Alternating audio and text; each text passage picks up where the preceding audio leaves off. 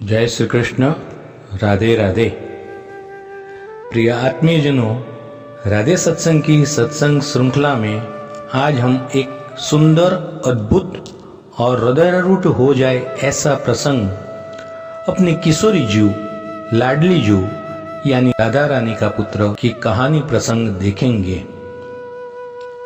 लेकिन इसके पूर्व राधे सत्संग में नियमित सत्संग पाना चाहते हैं तो राधे सत्संग में जुड़ने के लिए राधे सत्संग चैनल को सब्सक्राइब करना, और यदि आप ऐसे ही सुंदर प्रसंग सत्संग का लाभ अन्य वैष्णवों को मिले ऐसा चाहते हो तो वीडियो को लाइक शेयर करना।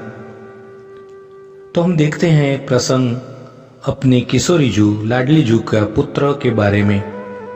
राधा रानी का पुत्र, लाडली जू का या किशोरी जू का पुत्र। किशोरी जू का पुत्र का प्रसंग सुनने से पहले राधा रानी के नाम की धुन 1 मिनट के लिए करेंगे।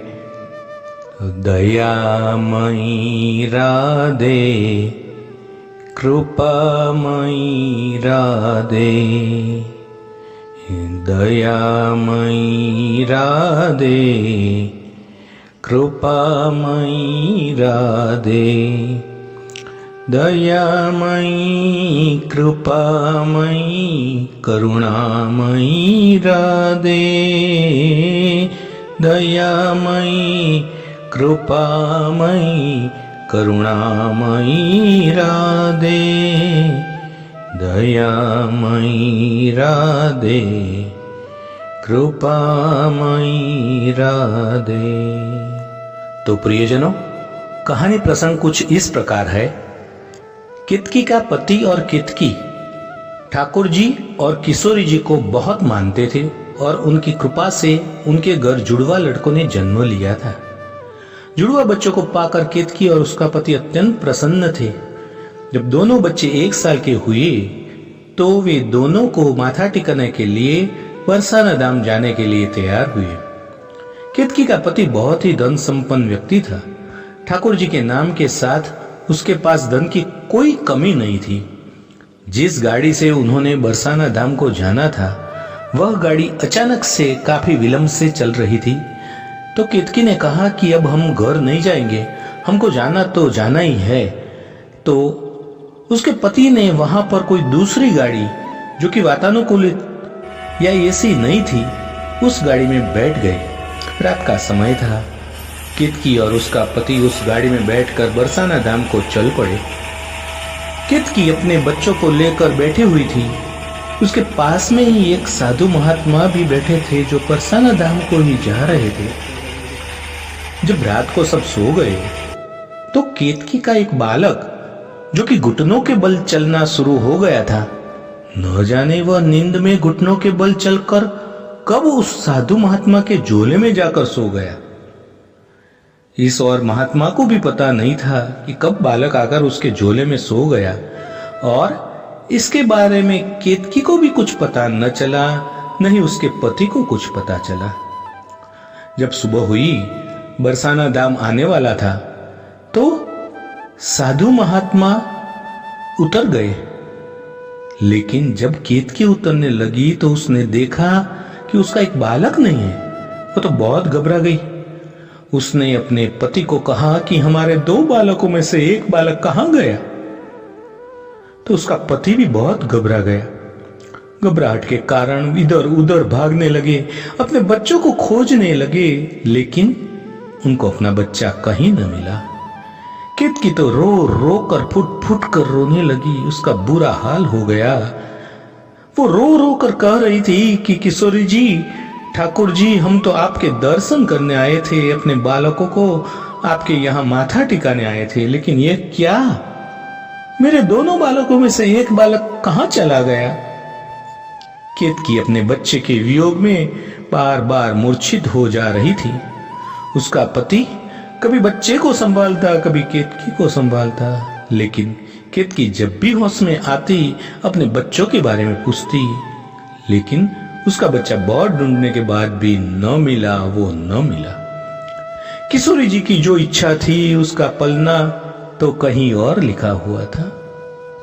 केतकी निराश होकर अपने पति से बोली कि अब मैं दर्शन करने नहीं जाऊंगी। जब तक मेरे बालक नहीं मिलता तब तक मैं किशोरी जी और ठाकुर जी के दर्शन नहीं करूंगी। उसके पति ने उसको बहुत समझाया, लेकिन केतकी की ऐसी दुर्दशा देखकर वह भी उसे ज्यादा कह न सका और उसे वापिस रोते हुए बिलखते हुए घर को ले आए। और उधर जब महात्मा ने बरसाना धाम जाकर जब अपने झोले को खोलकर देखा तो वो दंग रह गया। उसमें एक बालक था। वो हैरान हो गए कि ये मेरे झोले में बालक कहां से आ गया। वह इधर उधर बाहर निकलकर देखने लगे, लेकिन उस बालक के माता पिता के बारे में कुछ पता न चला। अब थक हार कर महात्मा ने उसको किशोरी जी का बालक समझकर अपने पास ही रख लिया। वह महात्मा किशोरी जी का अत्यंत भक्त था।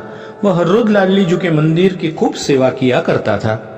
वहां किशोरी जी के वस्त्रों को व्यवस्थित करता, किशोरी जी के मंदिर की बुहारी करता, साथ साथ में बालक को भी ले जाता और धीरे धीरे उस बालक में भी उस साधु के संस्कार आने शुरू हो गए।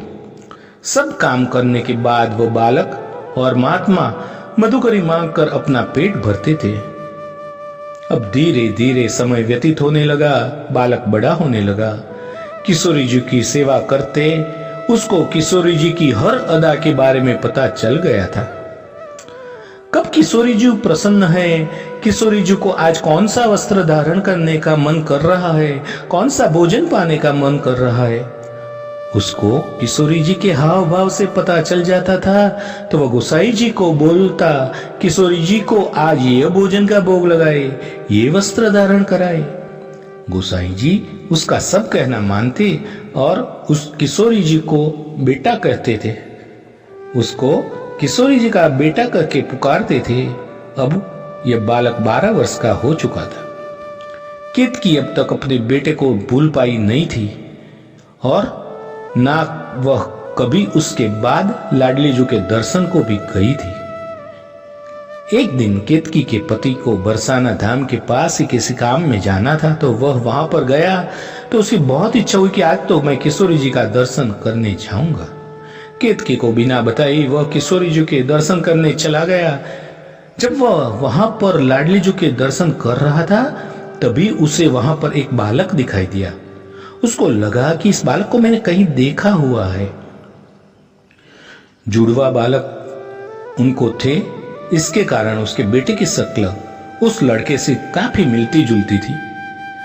उस लड़के को इतनी लगन से किशोरी जी की सेवा करके देखते हुए केतकी का पति अंदर ही अंदर बहुत प्रसन्न हो रहा था कि इस लड़के में किशोरी जी के प्रति कितनी श्रद्धा है, कितने अच्छे संस्कार इसके माता पिता ने इस बालक को दिए।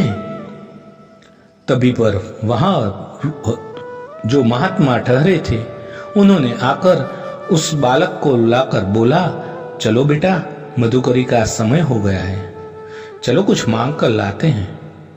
केतकी के पति ने देखा कि यह लड़का इस साधु महात्मा का बेटा है। वह जाकर उस साधु महात्मा को बोला, बाबा, क्या यह आपका बालक है? आपने इसको कितने अच्छे संस्कार दिए हैं। बाबा ने केतकी के पति को झुककर राधे राधे कहा और कहा कि मैं इसका पिता नहीं हूं, इसके माता पिता तो किशोरी जू और लालजू है, तो मैं तो सिर्फ उसके नाम का बाबा हूं। इसको किशोरी जी ने मेरी झोली में डाला था। केतकी का पति बोला, मैं कुछ समझा नहीं। महात्मा जी बोले कि लाडली जी के प्रांगण में खड़ा हूं इसलिए झूठ नहीं बोलूंगा। उसने बताया कि कैसे उस बालक को गाड़ी में से उसके झोले में मिला था। केतकी का पति यह सुनकर हैरान हो गया। उसने महात्मा जी को कहा, आप कृपा करके सब कुछ विस्तार से मुझे बताइए। बाबा ने बताया कि आज से 12 साल पहले कैसे यह बालक उसको मिला था। तब यह बालक 1 साल का था। यह बात सुनकर केतकी का पति काफी देर चुप रहा। उसे कुछ सूझ नहीं रहा था। वह कभी बालक को देखता, कभी साधु महात्मा को देखता, कभी किशोरी जी की तरफ देखता। ये कैसे लीला है। किशोरी जी, एक दिन ऐसा था कि अपने हमारा बालक हमसे छीन लिया था और आज इतने वर्षों के बाद इस रूप में मेरा बालक मेरे सामने आएगा, यह तो मैंने कभी सोचा भी नहीं था। उसने बाबा को बताया कि उस समय मैं और मेरी पत्नी उस गाड़ी में से सफर कर रहे थे, तभी हमारा भी एक बालक गुम हो गया था। तब से मेरी पत्नी का बहुत बुरा हाल है। महात्मा ने कहा, ये किशोरी जी की लीला है, किसको कहां पलना है ये तो वही जाने। केतकी का पति झोली फैलाकर उस बाबा के चरणों में पड़ गया और कहने लगा, कृपा करके मेरा बालक मुझे वापस दे दो बाबा। मेरी पत्नी का इसका इंतजार करते करते बहुत बुरा हाल हो गया है। महात्मा ने कहा, यह बालक मेरा नहीं है, ये तो किशोरी जी का बच्चा है। आप लाडली जू से आज्ञा लेकर इसको ले जा सकते हैं। उस बालक को जब पता चला कि मैं इस महात्मा का नहीं बल्कि जो व्यक्ति सामने खड़ा है उनका बालक हूं, उसको तो विश्वास ही नहीं हुआ। जब महात्मा ने उसको दोबारा कहा कि यह तुम्हारे पिताजी है, आज से तुम उसके साथ रहोगे, तो वह एकदम से अपनी जगह से थोड़ा पीछे हट गया और बोला, नहीं बाबा नहीं, मैं लाडली जू और आपको छोड़कर कहीं नहीं जाऊंगा। लेकिन महात्मा ने कहा कि बेटा, तुम्हारी जन्म देने वाली माता तुम्हारा इंतजार कर रही है। उस बालक को महात्मा ने इतने अच्छे संस्कार दिए थे कि वह अपने पिताजी की और माता की व्यथा सुनकर उसका मन पसीज गया। किशोरी जी की आज्ञा लेकर अपने पिता के साथ अपने घर को चला गया। अपने खोए हुए बेटे को अपने सामने पाया तो केतकी को तो विश्वास ही नहीं रहा। जब उसके पति ने उसको विश्वास दिलाया कि हमारा ही बेटा है, कैसे वह महात्मा के झोले में चला गया था, तो फिर केतकी ने अपने बेटे को बहुत प्यार किया। अब उसका बेटा वही रहने लगा, लेकिन उसका मन तो किशोरी जी के चरणों में लगा हुआ था। उसका यहां रहना बहुत ही मुश्किल हो रहा था। उसको महात्मा बाबा और किशोरी जी की बहुत याद आ रही थी, लेकिन वह अपने माता पिता को भी दुखी नहीं करना चाहता था। अब उसके पिता ने उसको पढ़ने के लिए स्कूल में दाखिल करवा दिया, लेकिन पढ़ाई में तो बिल्कुल ध्यान नहीं लगता था। जब भी वह कभी अपनी कॉपी किताबों को खोलता था तो उसको बस किशोरी जी और ठाकुर जी की कभी नृत्य करते नजर आते तो कभी निकुंज में विहार करते नजर आते। वो अपनी किताबों को देखकर आंसू बहाता रहता, लेकिन किसी को पता न लगने देता। परीक्षा के दिनों में जब भी वह परीक्षा देता तो उसको कुछ न समझ आता कि वह क्या लिख रहा है। उसको तो बस हर जगह किशोरी जी ही नजर आती है। उसकी आंखों से आंसू बहते जाते, आंसू से न जाने क्या क्या लिखा जाता कि वह हर कक्षा में पास हो जाता। अपने माता पिता के घर आने के बावजूद भी वह अपने कमरे में नियम से सुबह 4 बजे उठकर किशोरी जी का ध्यान करता और मानसिक रूप से किशोरी जी के प्रांगण की सोहनी सेवा करता। किशोरी जी के वस्त्रों को व्यवस्थित करके रखता, किशोरी जी को स्नान करवाता, किशोरी जी को नए नए वस्त्र धारण करवाता, उनकी इत्र सेवा करता। इत्र सेवा करने के बाद उसके हाथों पर लगा हुआ इत्र वो अपने वस्त्रों से पोंछ लेता। वो किशोरी जी की मानसिक रूप से सेवा करता, लेकिन जब उसका ध्यान टूटता तो सचमुच उसके वस्त्रों में से किशोरी जी के इत्र की सुगंध आ रही होती। लेकिन उसने कभी भी इसके बारे में किसी को कुछ भी नहीं बताया था। उसके माता पिता उसको कई बार पूछते कि बेटा तुम्हारे वस्त्रों में कैसे सुगंध आती है, लेकिन वह मौन रहता, कुछ बोलता नहीं था। केतकी अपने दोनों बेटों को पाकर बहुत खुश थी और वह चाहती थी कि वह जाकर किशोरी जी का धन्यवाद करने जाए। एक दिन उसने अपने पति को कहा कि चलो न बरसाना धाम को चलते हैं, तो उसके पति ने जल्दी से हामी भर दी। केतकी ने अपने दोनों बेटों को लेकर बरसाना धाम गई। बरसाना धाम पहुंचने पर जब वह निज महल में पहुंचे तो वहां के गुसाई भागे भागे उस लड़के के पास आए और बोले, लल्ला जब से तुम गए हो किशोरी जी के मुख पर अजीब सी उदासी थी, लेकिन आज तुम्हारे आते ही देखो ना किशोरी जी का चेहरा कितना अच्छी तरह से मुस्कान कर रहा है। आज तो किशोरी जी को प्रसन्न देखकर लालजू भी कितने प्रसन्न है। तभी वहां पर महात्मा जी आ गए और उस बालक को अपने गले लगाकर बोले, अरे बेटा जब से तुम गए हो तब से किशोरी जी रोज मेरे सपनों में आती है और मुझे रोज ताना देती है कि मेरे बालक को कहां भेज दिया। यह सुनकर केतकी और उसका पति एकदम से हैरान हो गए। तभी गुसाई जी ने उस बालक को बताया कि जो तुम रोज सेवा करते थे, न जाने किशोरी जी की वह सेवा हर रोज कैसे अपने आप ही हो जाती थी। उनके कपड़ों में हमें बिल्कुल सही ढंग से व्यवस्थित रूप में पड़े मिलते थे, उनके कपड़े धुले हुए मिलते थे। न जाने तुम्हारी कमी कौन पूरा कर जाता था। यह बालक एकदम से हैरान हो गया था कि क्या मेरी मानसिक रूप से की गई सेवा भी किशोरी जी ने स्वीकार की। केतकी और उसके पति ने देखा कि वास्तव में आज किशोरी जी व लालजू अति प्रसन्न मुद्रा में उसके बेटे को निहार रहे हैं। ऐसा लग रहा था जैसे वह बाहें फैलाकर उसको गले लगाना चाहते हैं। किशोरी जी की ऐसी ममता अपने बेटे को उसके प्रति देखकर केतकी की आंखों में अश्रुधारा बहने लगी। वह कहने लगी, कितनी सौभाग्यशाली हूं मैं कि मेरे बेटे को किशोरी जी ने अपनाया है। मेरा बेटा जो मेरे पास केवल 1 साल रहा, मेरा उसके बगैर रो रो कर बुरा हाल था, लेकिन ये किशोरी जू के पास तो 12 साल से रहा है। किशोरी जू तो उसकी मां बन चुकी थी। किशोरी जू को भी इस बालक की याद आती होगी। उसने किशोरी जू के चरणों में जाकर क्षमा मांगी और कहा कि हे लाडली जू, मुझे क्षमा कर दो, ये मेरा पुत्र नहीं, ये आपका ये पुत्र है। आज से ये आपकी सेवा में रहेगा, आप ही इसकी माता है। बस अपनी कृपा दृष्टि हम सब पर बनाए रखना। मैं धन्य हूं जो मेरे लाल को आपने अपना लाल माना और उसको इतने अच्छे संस्कार मिले। आज किशोरी जी के प्रांगण में एक अजीब तरह की धूम थी। शायद किशोरी जी को अपना पुत्र वापस प्राप्ति की खुशी थी। आज हर तरह से राधे राधे का जाप हो रहा था। आज केतकी भी खुश थी, वो बालक भी खुश था, लाडली जू भी खुश थी और चारों तरफ खुशी का माहौल था। जय हो मेरे ममतामयी करुणामयी लाडली जू सरकार की।